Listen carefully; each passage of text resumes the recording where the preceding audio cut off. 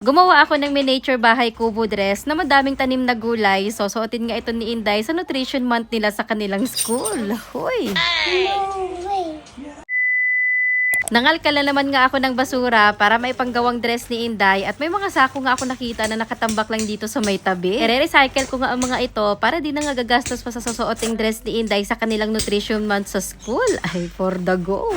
At bago ko i-drain ang tubig dito sa pool niya, ay naisip kong gamitin ang tubig para labhan ang mga sako. Ang laki ng planggana ko. Hoy!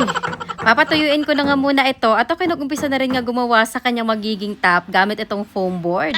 Nag-cut lang muna nga ako ng konti, tinupi, para pantay nga ang paggupit at ganitong pa-tube style nga ang aking gagawin. Nilagay ko na rin nga dito sa Inday mannequin para mabilis ang paggawa. Tapos nagupit ulit ng foam board, hugis bilog at ganitong ididikit ko naman dito sa may tabi ng top niya. Nagzigzag na rin nga ako dito ng glue stick para kapit na kapit talaga ang pagdikit. At umpisa naman nga ako ngayon na maglagay ng mga kaanik-nikan. Hoy! Gagawa muna nga ako ng bahay kubo na ididikit dito sa may harapan. Nilagyan ko nga ito ng ilaw bago idikit nga itong pader. Pati nagdagdag na rin nga ako dito ng foam na magsisilbing lupa sa tinatayuan nitong bahay. Naglagay na rin nga ako dito ng hagdanan para makababa nga kung sino man na nakatira dito. Hoy! Tapos kinulayan ng puti lahat. Nag-insert na rin nga ang Inday. Nakita niya kasi ako nagkukulay kaya siya ay nakikisawsaw. Isa rin kasi ito sa aming banding mag-ina ang magpinta. Pagkatapos ng puti, pinatong ko na rin nga itong color brown. At kapag ka natuyo, balikan ito na nga ang itsura niya. Kumuha lang din nga ako ng layang damo sa labas at ito ibabalutin ko nga ang bubong nitong bahay para baga bahay kubo talaga siya kung titignan. Ay, for the go. Tapos nagdagdag na rin nga ako ng konting kaaniknikan sa pader nitong bahay kubo niya.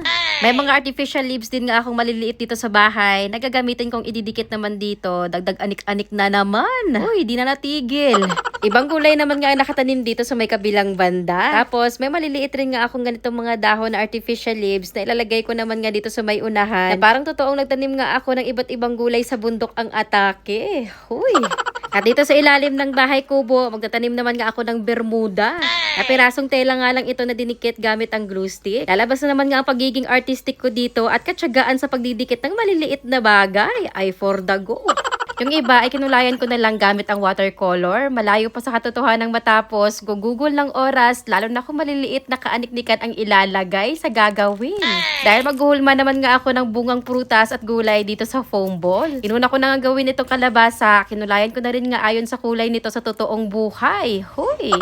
Antayin ko na lang nga muna ito na matuyo at ako'y gagawa naman nga ng maliliit na mga pinya. Nang nakahulma, kinulayan ko na rin nga ito tapos papatuyuin. Saka dahan-dahan na nga itong ipwesto dito sa mga dahon. Nauna na nga namunga ang kalabasa sa bukid tapos itong pinya. Bago ilagay, ginuhitan ko na nga muna ito gamit ang ballpen para look-alike talaga ng prutas kahit na foam ball lang nga ang mga ito.